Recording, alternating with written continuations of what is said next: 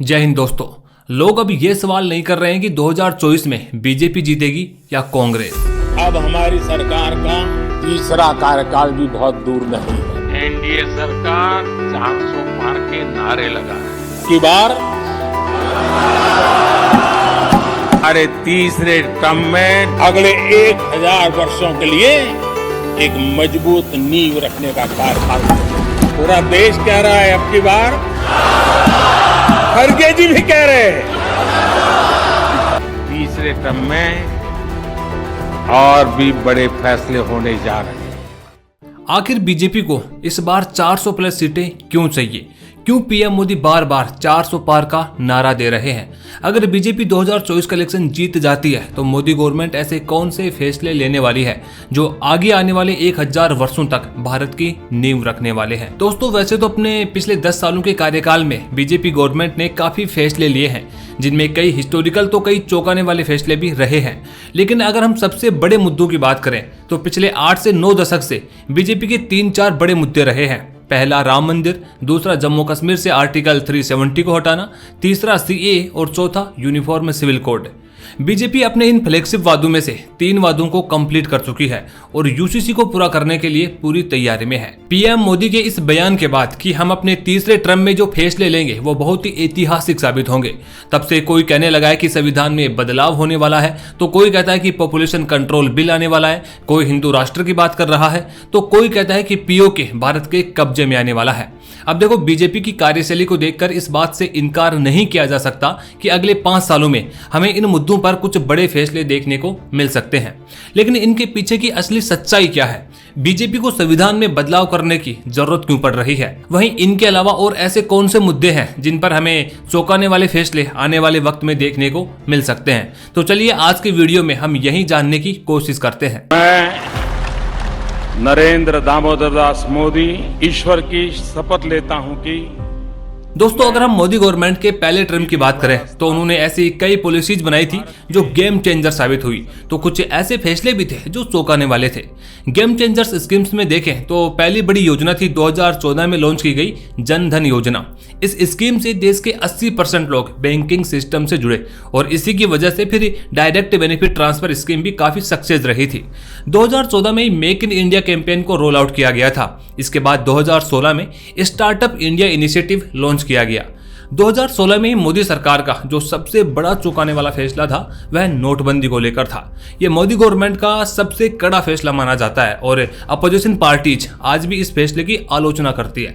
लेकिन इस नोटबंदी से एक बहुत बड़ा फायदा भी हुआ जो आज आप अपने सामने देख भी रहे हैं, और वो है डिजिटलाइजेशन।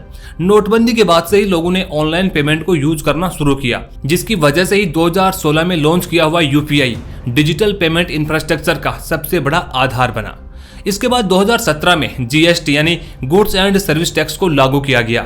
अब बीजेपी गवर्नमेंट इसे अपनी सबसे बड़ी हिस्टोरिकल अचीवमेंट में से एक बताती है, वहीं अपोजिशन इस फैसले पर हमेशा सवाल उठाती रहती है। तो ये तो रही मोदी गवर्नमेंट के पहले टर्म की बात। उसके बाद हम मोदी गवर्नमेंट के दूसरे टर्म की बात करें तो इसमें भी कई बड़े बड़े फैसले लिए गए हैं।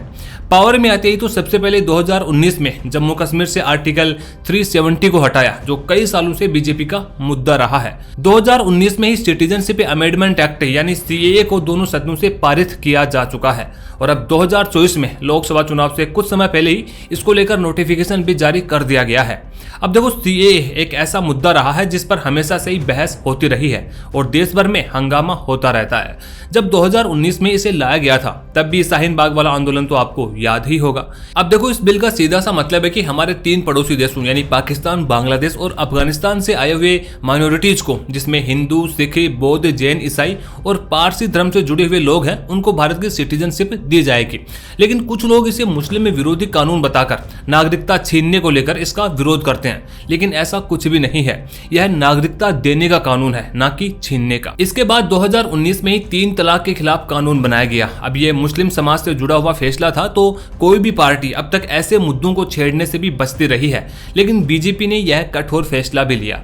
सेकेंड टर्म में कुछ ऐसे फैसले भी थे जिनका काफी विरोध हुआ है, जैसे कि 2020 में किसानों के लिए जो 3 कानून लाए गए थे उनका काफी विरोध हुआ और वो मजबूरन सरकार को वापस लेने पड़े थे। ऐसे ही 2022 में आर्मी में भर्ती के लिए अग्निवीर स्कीम को अनाउंस किया गया, जिसको लेकर भी देश में काफी विरोध प्रदर्शन हुआ था। इसके बाद 2022 में नई पार्लियामेंट का इनॉग्रेशन हुआ। इसके बाद 2023 में नारी शक्ति वंदन अधिनियम एक हिस्टोरिकल फैसला रहा। इसके बाद 2024 में देश का सबसे बड़ा मुद्दा यानी राम मंदिर, जो देश के करोड़ों लोगों का सपना रहा है, वो पूरा हुआ और ये वर्षों से बीजेपी के लिए भी सबसे बड़ा मुद्दा रहा है। यानी अगर हम बीजेपी गवर्नमेंट के पिछले 10 साल को देखें तो उनके जो बड़े चुनावी मुद्दे रहे हैं वो लगभग कंप्लीट हो चुके हैं, सिवाय एक यूनिफॉर्म सिविल कोड के। लेकिन अब अगर 2024 में बीजेपी गवर्नमेंट दोबारा से पावर में आती है तो कुछ नए मुद्दे और हैं जिन पर वो बड़े फैसले ले सकती है।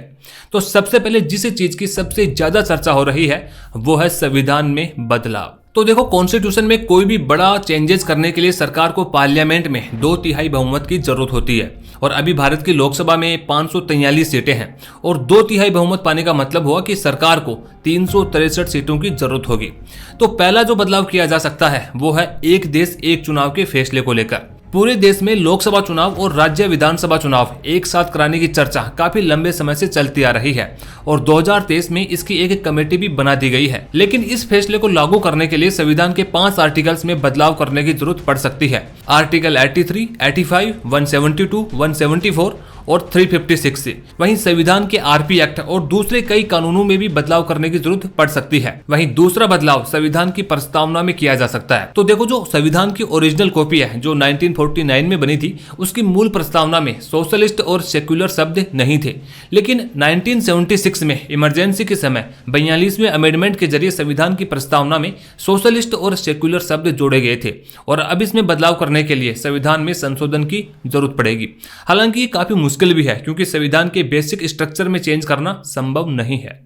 दोस्तों, दूसरा बड़ा फैसला हमें देखने को मिलेगा जुडिशरी सिस्टम रिफॉर्म्स पर। देखिए, भारत का जुडिशियल सिस्टम दुनिया के सबसे पुराने जुडिशियल सिस्टम में से एक है, लेकिन इसमें काफी समस्याएं भी हैं। देश के अंदर एक आम नागरिक को जस्टिस मिलना उनकी पहुंच से बाहर है क्योंकि वकीलों के भारी भरकम खर्चे वो नहीं उठा पाते हैं और फिर जो व्यवस्था है उसकी इतनी जटिल प्रोसेस होती है कि उसमें घुसने के बजाय वो अन्याय को ही अपनी नियति मान लेता है। गवर्नमेंट के 2016 के एक डेटा के अनुसार सुप्रीम कोर्ट में 58,000 के आसपास, हाई कोर्ट में करीब 44 लाख, डिस्ट्रिक्ट और सबऑर्डिनेट कोर्ट्स में लगभग 3 करोड़ केसेज आज पेंडिंग है।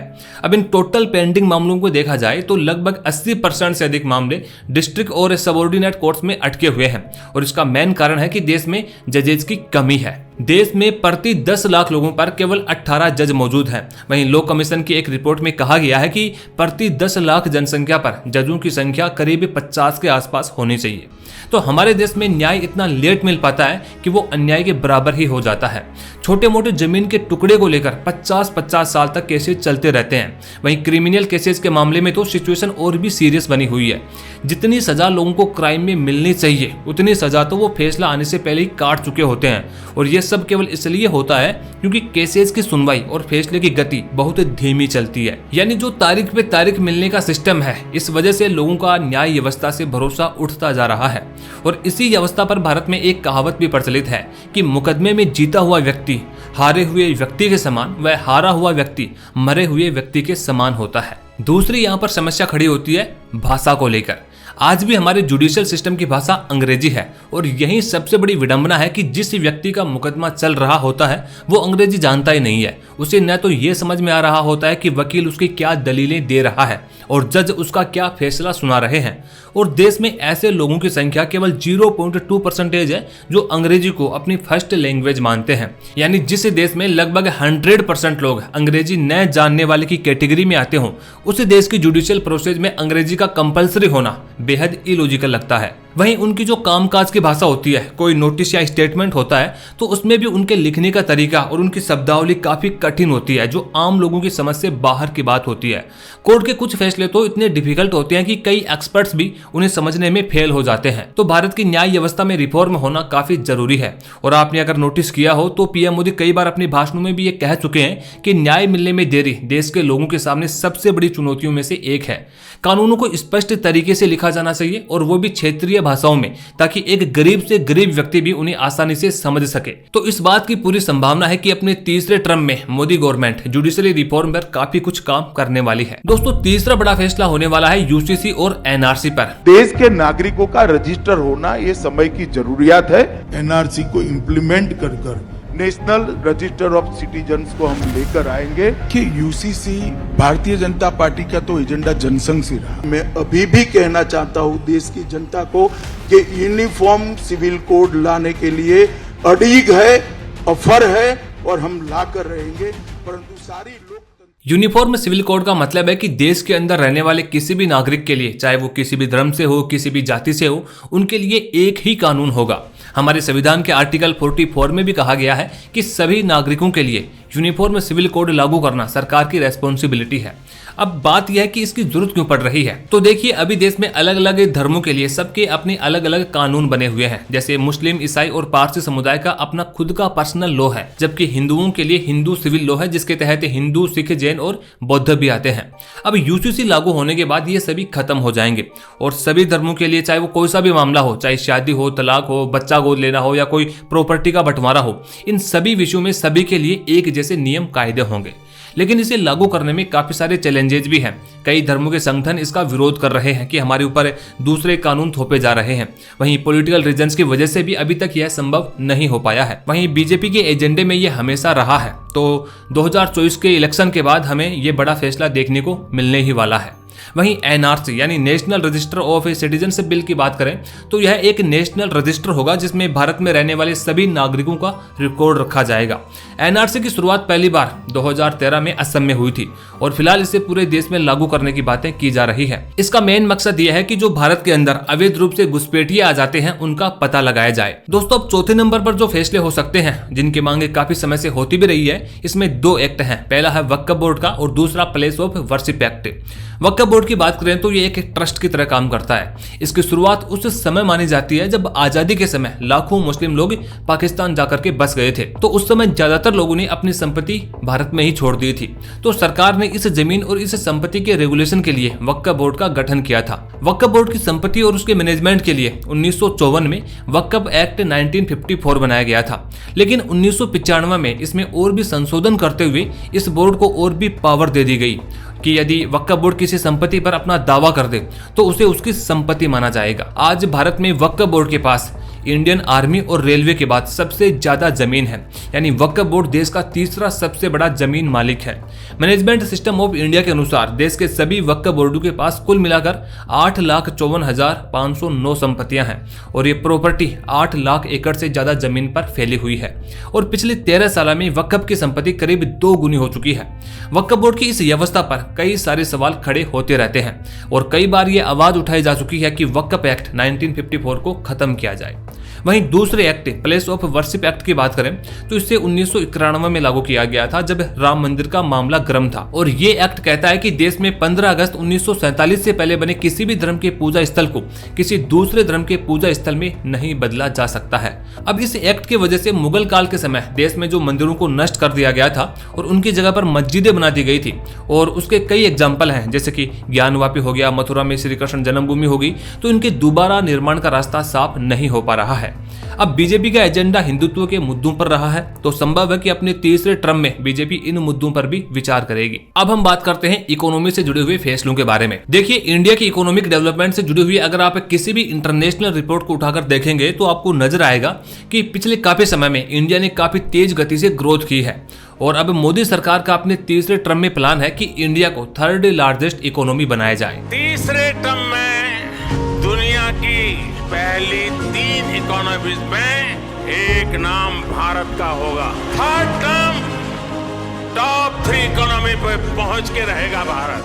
दोस्तों, फिलहाल में इंडिया दुनिया की 5th इकोनॉमी है और कई वेरियस रिपोर्ट से ये कंफर्म होता है कि इंडिया 2027-28 तक 3rd लार्जेस्ट इकोनॉमी बन जाएगा। मोदी गवर्नमेंट के तीसरे टर्म में हमें और भी कई इकोनॉमिक रिफॉर्म देखने को मिल सकते हैं। मोदी गवर्नमेंट का फोकस इंडस्ट्री 4.0 पर है। देखिए, पहले, दूसरे और तीसरे इंडस्ट्री रेवोल्यूशन में हमारा देश पीछे रह गया था। सेमीकंडक्टर चिप एक छोटी सी चिप है जिस पर पूरी टेक्नोलॉजी टिकी हुई है। दुनिया के आने वाले टाइम में सेमीकंडक्टर एक बहुत बड़ा रोल निभाने वाला है और केवल दुनिया के कुछ चुनिंदा देशों में ही ये चिप बनाई जाती है। तो इस सेक्टर में गवर्नमेंट और बड़े इनिशिएटिव और स्कीम्स लॉन्च कर सकती है ताकि सेमीकंडक्टर को देश में बढ़ावा मिले। ऐसे ही हमें हथियारों के मामले में देखने को मिल सकता है, क्योंकि आने वाला जो वक्त है वो मॉडर्न वारफेयर का है। हमारे दोनों तरफ बॉर्डर एरिया है, सबसे ज्यादा हमें चाइना के बॉर्डर पर मजबूत रहने की जरूरत है। हाल ही में एक यूके रिसर्च ग्रुप की रिपोर्ट भी आई है जिसमें कहा गया कि 2025-30 के बीच में इंडिया और चाइना के बीच में ईस्टर्न लद्दाख में वॉर हो सकती है। तो ऐसी किसी भी सिचुएशन के लिए मॉडर्न वेपन्स की जरूरत होगी, जैसे ड्रोन्स हो गए, और चाइना इस मामले में भारत से काफी आगे निकल चुका है। तो मॉडर्न वेपन्स पर गवर्नमेंट का काफी जोर रहने वाला है। उम्मीद है दोस्तों आपको ये वीडियो पसंद आई होगी। ऐसी और वीडियोज हैं जो आप यहाँ पर जाकर के देख सकते हैं। वहीं ऐसी और इंटरेस्टिंग वीडियोज आपके लिए आगे भी बनाते रहें, तो इसके लिए जरूरी है कि आप हमारे चैनल को सब्सक्राइब करें। धन्यवाद।